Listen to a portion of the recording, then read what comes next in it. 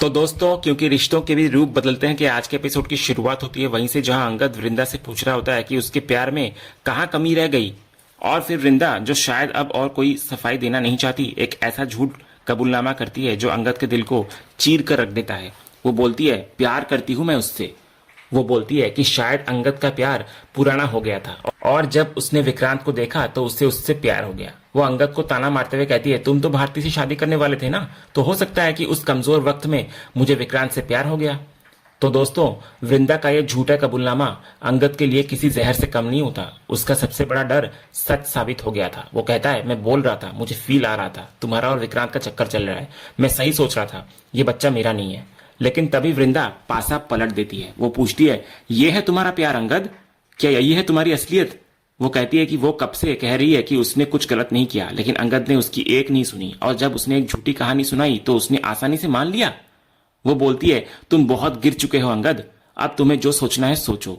वो कहती है कि वो उसे बाहर भेज रही थी लेकिन अब वो खुद ही जा रही है यहां से, क्योंकि उसे उसका चेहरा भी नहीं देखना। इतना बोलकर वृंदा वहां से चली जाती है। इधर अंगद अकेला बैठा रह जाता है और उसके मन में एक नया सवाल उठता है कि मैं ये क्या कर रहा हूं, कहीं रिपोर्ट सच में गलत तो नहीं है? अगर रिपोर्ट गलत निकली तो? दोस्तों, वृंदा का ये दाव काम कर गया था। उसने अंगद के मन में एक छोटा सा ही सही पर शक का बीज बो दिया था, अपने खिलाफ नहीं बल्कि उस रिपोर्ट के खिलाफ। दूसरी तरफ वृंदा हॉल में अकेली बैठी होती है। तभी मुन्नी और सलोनी गद्दे लेकर वहां पर आती है। वृंदा पूछती है कि वे लोग यहाँ क्यों सो रहे हैं? तो मुन्नी बहाना बनाती है कि ऋतिक टिम्सी को कहानी सुनाते सुनाते वहां सो गया, इसलिए वो बाहर सो रही है। सलोनी भी मजाक में कहती है कि देव का स्किन केयर रूटीन इतना लंबा चलता है कि वो उसके मॉइस्चराइजर के स्टेप तक तो सो ही जाती है। लेकिन वृंदा जानती है कि वे यहाँ क्यों आई हैं। वो कहती है, मुझे पता है कि तुम दोनों यहाँ पर क्यों आए हो। इस पर मुन्नी वृंदा का हाथ पकड़कर बोलती है, हम हमेशा आपके साथ हैं भाभी। और दोस्तों, यहीं से शुरू होता है वीरानी खानदान की बहुओं की एक नई कहानी। वृंदा बोलती है कि नॉर्मली घरों में सास बहू और देवरानी जेठानी के बीच झगड़े होते हैं, ये दिखाने के लिए कि किसकी अहमियत ज्यादा है। लेकिन मुन्नी बोलती है, लेकिन अब तो चीजें बदल रही है ना।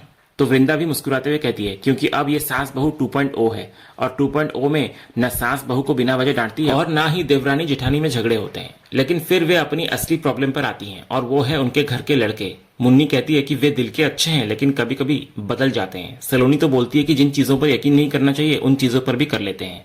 इसके बाद मुन्नी एक बड़ा फैसला सुनाती है।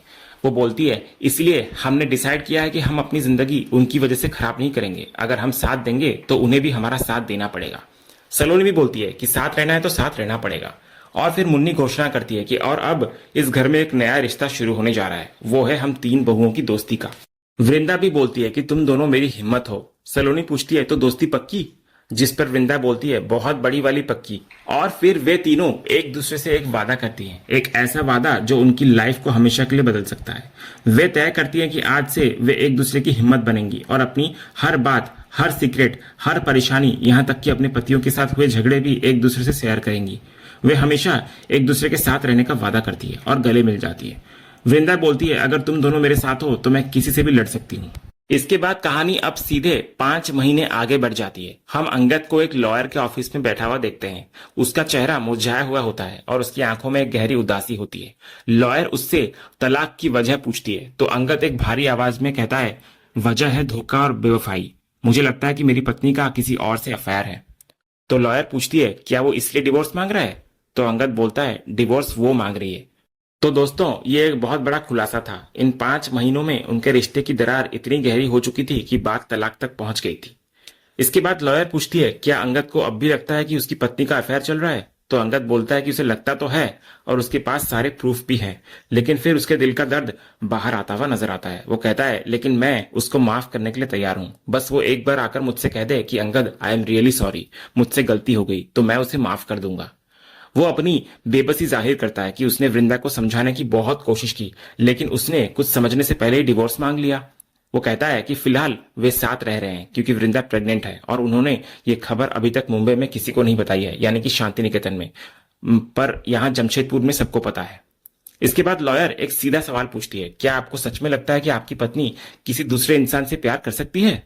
और इस सवाल पर अंगद का सारा दर्द, उसका सारा प्यार, उसकी सारी पीड़ा बाहर आ जाती है। वो कहता है, सपने में भी कभी सोचा नहीं था। वो कहता है, हमारा एक बहुत प्यारा परिवार है, हम लोग बहुत साथ खुश रहा करते थे, लेकिन यहाँ आने के बाद सब कुछ बर्बाद हो गया है। लॉयर फिर से पूछती है कि आप सच में डिवोर्स चाहते हैं?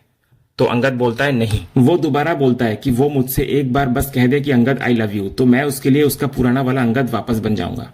मुझे बस मेरी वृंदा वापस चाहिए, वो मेरी लाइफ है। फिर वो कहता है कि अगर वृंदा एक बार कह दे तो वो टेस्ट की रिपोर्ट्स फाड़ कर फेंक देगा, सब सबूत फाड़ देगा, जला देगा।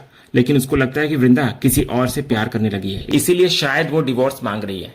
तो लॉयर, जो अब तक उनकी कहानी समझ चुकी होती है, उसे एक बहुत ही गहरी सलाह देती है। वो कहती है शायद पर डिवोर्स नहीं होता मिस्टर वीरानी, बल्कि यकीन पर होता है। और जहां तक मैं देख पा रही हूं, आपको तो इस बात पर भी यकीन नहीं कि आपकी पत्नी किसी दूसरे आदमी से प्यार भी कर सकती है। पर एक चीज पर आपको पूरा यकीन है कि आप उनसे अभी भी प्यार करते हो। वो उसको फिर सलाह देती है कि उसे अपनी पत्नी से सीधे पूछना चाहिए कि क्या वो उससे प्यार करती है। तो इधर अंगद अपनी आंखों में बसे हुए प्यार को याद करते हुए कहता है कि पहले जब वृंदा उसको देखती थी तो उसकी नजरों में सिर्फ प्यार होता था, लेकिन अब सिर्फ नफरत दिखती है। वो कहता है पर मेरी नजरों में उसके लिए सिर्फ और सिर्फ प्यार है, नहीं चाहिए मुझे ये डिवोर्स। तो दोस्तों, 5 महीने बीत गए हैं, लेकिन जख्म अभी भी ताजा है। अंगद का दिल आज भी सिर्फ वृंदा के लिए धड़कता है, लेकिन शक और गलतफहमियों ने उनके बीच एक ऐसी दीवार खड़ी कर दी है जिसको तोड़ना अब नामुमकिन सा लग रहा है। अगले सीन की शुरुआत होती है वृंदा से, जो फैक्ट्री में काम कर रही होती है। तभी उसे अपने पेट में बच्चे की किक महसूस होती है। वो प्यार से अपने पेट पर हाथ रखकर कहती है मुझे पता है कि आपको बाहर आना है, लेकिन बस थोड़ी देर और। तभी हेमंत उसके कैबिन में आता है और उसको काम बंद करके घर जाने के लिए कहता है। वो बोलता है कि मेहनत करना अच्छी बात है, लेकिन इतनी भी नहीं। वो उसे याद दिलाता है कि आज उसकी मुन्नी और सलोनी की तीनों की गोद भराई है। इस पर वृंदा बोलती है कि उसकी वजह से बाकी दोनों की गोद भराई में भी देरी हो गई, क्योंकि उसका 8वां महीना चल रहा है और उनका 9वां। हेमंत मजाक में कहता है कि वो एक गुजराती है, इसलिए उसने अपना शातिर दिमाग लगाकर एक ही खर्चे में तीनों की बेबी शावर प्लान कर दी। इस पर दोनों हंसने लगते हैं। इसके बाद हेमंत वृंदा की बहुत तारीफ करता है। वो बोलता है कि इस प्रोजेक्ट में उसने जितनी मेहनत की है वो भी ऐसी हालत में कोई और नहीं कर सकता। वो कहता है कि आने वाला ये छोटा वीरानी बिल्कुल अपनी माँ की तरह होने वाला है। ये सुनकर वृंदा एक पल के लिए खामोश हो जाती है। वो बोलती है कि वो बस अपने परिवार की टेंशन कम करना चाहती थी और अब खुश है कि सब कुछ अच्छे से हो रहा है। हेमंत बोलता है कि वृंदा एक मिसाल बन गई है और सबको उससे सीखना चाहिए कि औरतें भी बिजनेस संभाल सकती है। तभी इतने में हेमंत को पूजा का फोन आता है, जो उसको डांट रही होती है कि उसने वृंदा को अब तक घर क्यों नहीं भेजा। पूजा हेमंत की क्लास लगा रही होती है। तभी इतने में मुन्नी पूजा से फोन ले लेती है और वृंदा को बोलती है कि उसे पानी पूरी खानी है, वो ला सकती है क्या। ये सुनकर सलोनी भी तीखी वाली पानी पूरी और आइसक्रीम की मांग करती है। तो वृंदा उन्हें डांटती है कि डॉक्टर ने उन्हें मीठा खाने से मना किया है, लेकिन फिर मान जाती है। मुन्नी भी रबड़ी की फरमाइश करती है। वृंदा दोनों को समझाती है कि उन्हें मीठा नहीं खाना चाहिए, लेकिन फिर बोलती है कि वो थोड़ा थोड़ा लेकर आ जाएगी। फोन रखने के बाद वृंदा हंसते हुए हेमंत से कहती है प्रेगनेंसी क्रेविंग्स चाचू। इस पर हेमंत भी मुस्कुरा देता है और उसको तुरंत घर निकलने के लिए कहता है। जब वृंदा पूछती है क्या वो नहीं आएगा, तो हेमंत बोलता है वो आएगा ना, क्योंकि उसने ही तो पूरी फैक्ट्री को बुलाया है। लेकिन जैसे ही उसकी नजर विक्रांत पर पड़ती है, वो वृंदा से कहता है कि तुम निकलो, मैं अभी आता हूँ। इसके बाद हेमंत विक्रांत को इशारे से अपने कैबिन में बुलाता है। उधर कैबिन में हेमंत विक्रांत को एक फाइल देते हुए कहता है कि ये रिपोर्ट बहुत जरूरी और कॉन्फिडेंशियल है और उसे ये सुबह तक पूरी चाहिए। वो कहता है मुझे सिर्फ तुम पर ही ट्रस्ट है, तुम ही कर पाओगे। तो हेमंत का ये कहना कि मुझे सिर्फ तुम पर ही ट्रस्ट है एक गहरा ताना था। वो जानता था कि विक्रांत भरोसे के लायक नहीं है और शायद वो उसे काम में उलझाकर फंक्शन से दूर रखना चाहता था। तभी विक्रांत काम के लिए हाँ कर देता है, लेकिन फिर एक सवाल पूछता है जो उसके मन की कड़वाहट को जाहिर करता है। वो पूछता है आज फैमिली में इतना बड़ा फंक्शन है और आपने सबको इनवाइट किया है, लेकिन मुझे नहीं किया। इस पर हेमंत बड़ी ही चालाकी से जवाब देता है। वो कहता है कि उसने विक्रांत को जानबूझकर नहीं बुलाया, क्योंकि उसका एक खास कारण है। वो विक्रांत की तारीफ करते हुए कहता है कि तुम इस कंपनी में सबसे सीनियर हो, इस फैमिली के अलावा सिर्फ तुम ही हो जो इस कंपनी को हैंडल कर सकते हो। फिर वो उसे वही कॉन्फिडेंशियल रिपोर्ट पूरी करने की जिम्मेदारी देता है और कहता है कि वो चाहता है कि विक्रांत ये काम अकेले में उसके कैबिन का इस्तेमाल करके करे, जब ऑफिस में कोई और ना हो। वो कहता है कि उसे सिर्फ विक्रांत पर ही भरोसा है। दोस्तों, हेमंत का ये व्यवहार दिखाता है कि वो विक्रांत को कितना नापसंद करते हुए भी काम के लिए उस पर निर्भर है। ये एक बॉस की मजबूरी है। इसके बाद विक्रांत हेमंत को 5 लाख रुपए का एक पैकेट देता है और कहता है कि ये कारीगर को देने थे। तो हेमंत पैसे को ले लेता है और उन्हें अपने कैबिन के लॉकर में रख देता है, पिन डालकर उसको बंद करता है और फिर विक्रांत को काम पूरा करने के लिए कहकर वहां से निकल जाता है। उधर कैबिन से बाहर निकलकर हेमंत देखता है कि वृंदा अभी भी काम कर रही है, निकली नहीं होती। वो उसे घर चलने के लिए कहता है। बाहर आकर वृंदा हेमंत से पूछती है कि वो मिस्टर ठाकुर से क्या बात कर रहे थे। तो हेमंत कहता है कि वो उसे कुछ काम दे रहा था। तो वृंदा अपनी चिंता जाहिर करती है। वो कहती है लेकिन चाचू, जब उसको पहले ही नौकरी से निकाल दिया गया था तो आपने उसको वापस जॉब पर क्यों रखा। आपको पता है ना कि अंगद को उसके नाम से भी कितनी दिक्कत होती है। तो इस पर हेमंत उसको समझाता है कि इस वक्त उन्हें विक्रांत की सख्त जरूरत है, क्योंकि वही इस प्रोजेक्ट के बारे में सब कुछ जानता है।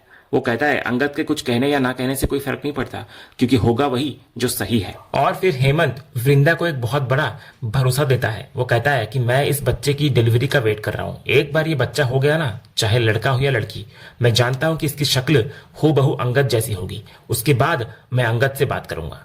वो उसे बिल्कुल भी टेंशन न लेने के लिए कहता है और कहता है कि इसी वजह से उसने ये बात अभी तक भाभी को भी नहीं बताई है।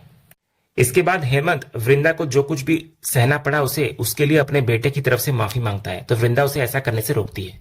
इसके बाद जैसे हेमंत और वृंदा घर के लिए निकलने वाले होते हैं, एक चपरासी आकर वृंदा को कुछ कागज देता है और बोलता है कि ये आपके लिए है।